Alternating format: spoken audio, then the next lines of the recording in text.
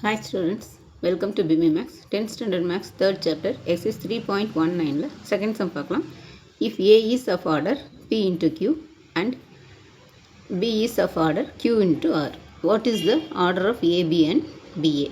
A வந்து P into Q, B வந்து Q into R, A B ஓட ஆர்டரும் BA ஓட ஆர்டரும் என்னன்னு கேட்குறாங்க. ஆர்டர் ஆஃப் A வந்து P into Q கொடுத்துருக்குறாங்க, ஆர்டர் ஆஃப் B வந்து Q into R கொடுத்துருக்குறாங்க. அப்போ ஆர்டர் ஆஃப் ஏபின்னா நம்மளுக்கு இந்த ஏவோட காலமும் பியோட ரோவும் ஈக்குவலாக இருக்கணும். அது போக மீதி இருக்கிறது தான் வந்து ஆர்டர் ஆஃப் ஏபி.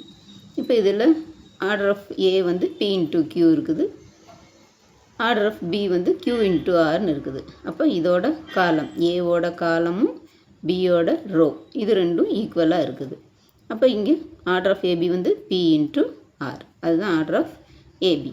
இப்போ ஆர்டர் ஆஃப் பிஏ கேட்டிருக்கிறாங்க. இப்போ இதில் வந்து பிஏ, பி வந்து கியூ இன்ட்டு ஆர், ஏ வந்து பி இன்ட்டு ஆர்.